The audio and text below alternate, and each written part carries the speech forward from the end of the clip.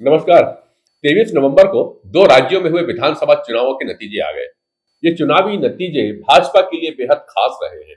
विशेषकर महाराष्ट्र के नतीजों ने तो भगवा पार्टी को हिंदुत्व की प्रयोगशाला से तपकर निकले नारों ने ऐसी प्रचंड जीत दिलाई है जिसका उसे लंबे समय तक इंतजार रहा है।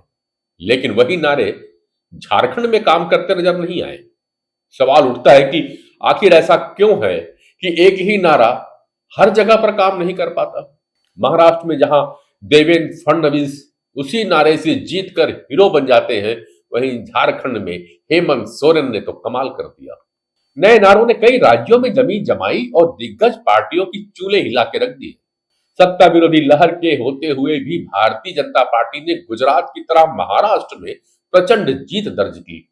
मतदाताओं के मन में क्या चल रहा है, इसका अंदाजा बड़े बड़े सुरमाओं ने भी नहीं लगा पाया है। इसलिए तो राजनीति को शायद अनिश्चितताओं का खेल कहा जाता है। नए नारों पर मिली इस जीत का स्वाद भारतीय जनता पार्टी के लिए एकदम से अलग और अद्भुत रहा। ऐसा इसलिए कि बटेंगे तो कटेंगे और एक है तो सेफ है के नारों पर लोगों ने तो एक तरह से मुहर ही लगा के रख दी है। इन नारों ने लोगों के दिलो दिमाग पर एक हलचल उत्पन्न कर दी, करंट पैदा कर दिया। हिंदुओं को एकजुट करने के लिए मानो भारतीय जनता पार्टी को एक नया सूत्र वाक्य मिल गया। इन नारों की धमक इन चुनावी नतीजों में सुनाई भी दी। खासकर यूपी में कुंदर की सीट पर जो जीत मिली, वह विजय मुस्लिमों को पार्टी से जोड़ने की भाजपा के भरोसे को पुख्ता कर दिया है। 64% मुस्लिम आबादी वाले कुंदरकी में 31 साल बाद कमल खिला है। उत्तर प्रदेश, महाराष्ट्र, राजस्थान, बिहार और असम में भाजपा की इस ऐतिहासिक जीत से राजनीतिक और सामाजिक संदेश भी बहुत गहरा आया है। महाराष्ट्र और झारखंड विधानसभा चुनाव सहित कई राज्यों में हुए विधानसभा और उपचुनाव के नतीजे ने देश की सियासी तस्वीर को अब बदल कर रख दिया है। महाराष्ट्र में महायुति गठबंधन ने महाविकास अघाड़ी गठबंधन को बुरी तरह से हराया, तो झारखंड में ईडी गठबंधन ने एनडीए को रोकने में कामयाब हो गई। ये चुनाव सिर्फ राजनीतिक दलों के लिए अहम साबित हुए ऐसा नहीं है, बल्कि जनता की मूड भी एक साफ संकेत देती हुई दिखाई दी है। महाराष्ट्र में 6 महीने पहले जो लोकसभा चुनाव हुआ था, उसमें महायुति से जो दर्द उसे प्राप्त हुआ था, पार्टी ने उस जख्म का इलाज इस चुनाव के रिजल्ट के साथ कर लिया। महायुति की महाजीत के जो प्रमुख 5 फैक्टर रहे हैं, उस पर नजर डालते हैं। सबसे बड़ा जो फैक्टर चला है वो हिंदुत्व का फैक्टर रहा है। बीजेपी की हिंदुत्व ब्रांड के चेहरे योगी आदित्यनाथ का नारा बटेंगे तो कटेंगे को राष्ट्रीय स्वयंसेवक संघ का साथ मिला, उनका समर्थन मिला। प्रधानमंत्री नरेंद्र मोदी ने भी एक रहोगे तो सेफ रहोगे, एक रहोगे तो नेक रहोगे जैसे नारों का समर्थन किया, और इन्हीं नारों की आड़ में उन्होंने योगी का भी समर्थन किया। यही नहीं, बीजेपी ने बार बार शिवाजी महाराज और औरंगजेब का नाम लेकर हिंदू वोट बैंक को एक करने की कोशिशें की। तो दूसरा प्रमुख कैरेक्टर नजर आया हुआ था लड़की बहन योजना। बीजेपी की जीत में लड़की बहन योजना का बड़ा योगदान माना जाएगा। महायुति ने अपने घोषणा पत्र पर ऐलान किया था कि अगर फिर से उनकी सरकार बनती है तो महिलाओं को हर महीने मिलने वाले 1500 रुपए को बढ़ाकर 2100 रुपए कर दिए जाएंगे। या तो इसी वर्ष यानी कि साल 2024 के जुलाई से नवंबर तक सभी पात्र महिलाओं को 7500 रुपए मिल चुके थे। इस योजना के लिए राज्य सरकार ने नवंबर की किस्त अक्टूबर में ही बांट दी थी, यानी लाभार्थियों को इस महीने 3000 रुपए एक मुफ्त मिले थे। और यही इस चुनाव का एक टर्निंग पॉइंट भी माना जा रहा है। जैसा कि छत्तीसगढ़ में महदारी वंदन योजना को माना जा रहा था भारतीय जनता पार्टी की सत्ता में वापसी के लिए। हालांकि महाराष्ट्र में महाविकास अघाड़ी ने इसके जवाब में महालक्ष्मी योजना के तहत वादा किया कि वह महिलाओं को 3000 रुपए हर महीने देगी और सरकारी बसों की फ्री सुविधाएं भी देगी, लेकिन इस ऐलान में थोड़ी देरी हो गई थी। दूसरी प्रमुख वजह एकजुट गठबंधन की रही है। परंपरा, प्रतिष्ठा और अनुशासन, ये गुरुकुल के 3 स्तंभ हैं और महाराष्ट्र चुनाव में महायुति के लिए यही लाइन फिट भी बैठी। बीजेपी से लेकर शिंदे गुट और अजीत पवार से लेकर एनसीपी गठबंधन पूरे अनुशासन में दिखाई दी। भले ही सीएम पद को लेकर कई बार सवाल उठते रहे हैं, लेकिन आपस में टकराव की स्थिति देखने को नहीं मिली। महायुति एकजुट दिखा, जिसका फायदा चुनावी नतीजों में स्पष्ट दिखाई दिया। आरएसएस का साथ। लोकसभा के समय में ये आरोप लगे कि भारतीय जनता पार्टी से आरएसएस थोड़ा किनारे है, लेकिन महाराष्ट्र चुनाव में यह भी माना गया कि आरएसएस से जुड़ी 65 संगठनों ने मिलकर भारतीय जनता पार्टी को जिताने के लिए पूरी जी तोड़ मेहनत की। उनकी रणनीति पर खूब मेहनत हुई। साथ ही कथित लैंड जिहाद, लव जिहाद, धर्मांतरण जैसे मुद्दों पर हिंदू वोटरों पर खूब फोकस किया गया। मराठा किसान आंदोलन के मुद्दे को संभालना भी एक बड़ा फैक्टर बना। मराठा आंदोलन की हवा का रुख मोड़ दिया गया। महायुति की जीत के पीछे ये एक अहम वजह रही। लोकसभा चुनाव में महाराष्ट्र की कुल 48 लोकसभा सीटें, जिनमें 17 सीटें महायुति और 30 सीटें महाविकास आघाड़ी ने जीती थी। इधर यदि झारखंड की बात करें तो हेमंत सोरेन का धनुष बाण एक बार फिर सही और सटीक निशाने पे लगा। प्रदेश की राजनीति के 24 साल की परंपरा को तोड़ते हुए झारखंड मुक्ति मोर्चा के नेतृत्व में इंडिया गठबंधन लगातार दूसरी बार सरकार बनाने जा रही है। तो बात झारखंड के उन 5 फैक्टर की कर ले जो इंडिया गठबंधन को जीत तक पहुंचा दी और जिसके दम पर हेमंत सोरेन प्रदेश की सियासी परंपरा को तोड़ते दिखाई दे रहे हैं। यहाँ सबसे प्रमुख फैक्टर जो नजर आया वो था आदिवासी अस्मिता का जो दांव चला गया।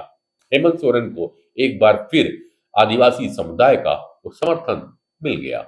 आदिवासी बाहुल इलाके में झारखंड मुक्ति मोर्चा एक तरफ जीतती हुई नजर आई। आदिवासी समाज जेएमएम का कोर वोट बैंक माना जाता है। हेमंत सोरेन की गिरफ्तारी को जेएमएम ने आदिवासी अस्मिता से जोड़ दिया था और नारा दिया, जेल का जवाब जीत से देंगे। इससे आदिवासी वोटर्स एकजुट हुए, जिसका फायदा जेएमएम को मिलता हुआ पूरी तरह से दिखाई दिया। दूसरी तरफ बीजेपी लगातार घुसपैठ के मुद्दे को आदिवासियों की पहचान से जोड़ने का काम करती रही और उन्हें आंदोलित करने में लगी रही, जबकि जेएमएम ने खतियान और आरक्षण जैसे मुद्दे से बीजेपी को जवाब दिया। हेमंत सोरेन को भी महिलाओं का बड़ा साथ मिला। विधानसभा चुनाव से ठीक पहले महिला वोटर्स पर फोकस करते हुए हेमंत सोरेन ने मैया सम्मान योजना शुरू की। इस योजना के तहत 18 से 50 साल की महिलाओं को हर महीने 1000 रुपए मिल रहे हैं। योजना वही है मध्य प्रदेश, महाराष्ट्र और छत्तीसगढ़ की। कहीं महतारी वंदन योजना, कहीं पे लाडली बहना योजना, कहीं पे लड़की बहन योजना। बस नाम बदले हैं, कुछ रुपए के आगे पीछे हुए हैं। कहीं 1500 रुपए मिल रहे हैं, कहीं 2100 का वादा है और कहीं पे 1000 रुपए का। ठीक उसी तरह झारखंड मुक्ति मोर्चा राज्य सरकार ने इसकी 4 किस्तें जारी कर चुकी थी चुनाव के पहले। हेमंत सोरेन ने वादा किया है कि अगर वे फिर से सत्ता में चुनकर आते हैं तो यह राशि बढ़ा देंगे और उसे 2500 रुपए प्रतिमाह कर दी जाएगी। चुनावों में यह योजना झारखंड मुक्ति मोर्चा और इंडिया गठबंधन के लिए हुक्म का एक्का साबित हो गई। महिलाओं ने इस बार चुनाव में 4% ज्यादा वोट किया। तो दूसरी तरफ बीजेपी ने सत्ता में आने के लिए गोगो दीदी सम्मान योजना चालू करने का वादा किया। इस योजना के तहत महिलाओं को हर महीने 2100 रुपए देने का वादा किया गया था। महिलाओं ने समझा कि जो मिल रहा है और जो मिलने वाला है दोनों में कोई बहुत बड़ा अंतर तो है नहीं, इसलिए जो मिल रहा है और जो दे रहा है उसी के साथ जाया जाए और इसलिए महिलाओं ने हेमंत सोरेन की पार्टी को पसंद किया और अपना मत झारखंड मुक्ति मोर्चा और गठबंधन इंडिया को दे दिया। एक प्रमुख फैक्टर पे बात होती है, वह फैक्टर कल्पना सोरेन की भी है। इस बार चुनाव में झारखंड मुक्ति मोर्चा के लिए कल्पना सोरेन एक्स फैक्टर बनकर के सामने आई। पार्टी के लिए स्टार प्रचारक के रूप में कल्पना सोरेन ने पूरे राज्य में करीबन 100 से ज्यादा रैलियां की और झारखंड मुक्ति मोर्चा एवं कांग्रेस उम्मीदवार के लिए वोट मांगा। इसके साथ ही उन्होंने महिला मतदाताओं को जोड़ने का भी बखूबी काम किया। खास करके आदिवासी महिलाओं के बीच उन्होंने अपनी एक बेहतरीन पैठ बनाई, जिसका बीजेपी कोई काट नहीं ढूंढ पाई। झारखंड में एंटी इनकम्बेंसी के ऊपर सहानुभूति हावी हो गई थी। झारखंड में सत्तारूढ़ इंडिया गठबंधन के खिलाफ एंटी इनकम्बेंसी एक फैक्टर माना जा रहा था, लेकिन नतीजों ने जो स्पष्ट किया कि यह फैक्टर हवा होकर के रह गया। इसकी बड़ी वजह हेमंत सोरेन के पक्ष में जनता की सहानुभूति को माना जा रहा है। जुलाई महीने में जेल से निकलने के बाद हेमंत सोरेन ने इस मुद्दे को खूब उछाला।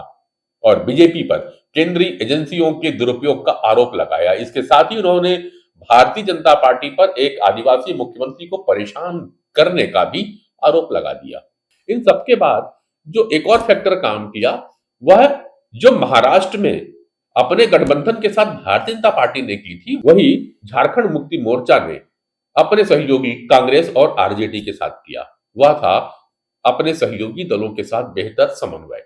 झारखंड में हेमंत सोरेन ने सभी सहयोगी दलों के साथ एक बेहतर समन्वय स्थापित किया। सीट शेयरिंग से लेकर रणनीति बनाने और चुनाव प्रचार तक हेमंत सोरेन लीड करते दिखाई दिए। प्रदेश की सियासी हवा को भांपते हुए झारखंड मुक्ति मोर्चा ने 43, कांग्रेस ने 30, राष्ट्रीय जनता दल ने 6 और सीपीआई-एमएल ने 4 सीटों पर अपने उम्मीदवार उतारे थे। बात छत्तीसगढ़ के लिए हो गई। रायपुर दक्षिण विधानसभा सीट पर जो उपचुनाव हुआ, उस पर कमल का जलवा नवी बार बरकरार रहा। सुनील सोनी ने एक तरफा मुकाबले में कांग्रेस के युवा नेता आकाश शर्मा को करारी शिकस्त दे दी। बीजेपी का यह किला एक बार फिर अभेद किला भारतीय जनता पार्टी के लिए बनकर सामने आ गया। चुनाव से ठीक पहले बृजमोहन अग्रवाल ने कहा था कि इस सीट पर बृजमोहन अग्रवाल ही चुनाव लड़ रहे हैं और पूरे प्रचार के दौरान यह देखने को भी मिला। जनता आकाश शर्मा के सामने भाजपा के सुनील सोनी को नहीं देख रही थी, वह बृजमोहन अग्रवाल को ही देख रही थी। राजनीतिक समीक्षकों का मानना है कि कांग्रेस उम्मीदवार का चयन ही हार की एक प्रमुख वजह बन गया। दूसरी बड़ी वजह जो रही वह कांग्रेस संगठन का अलग अलग खेमों में बटा होना।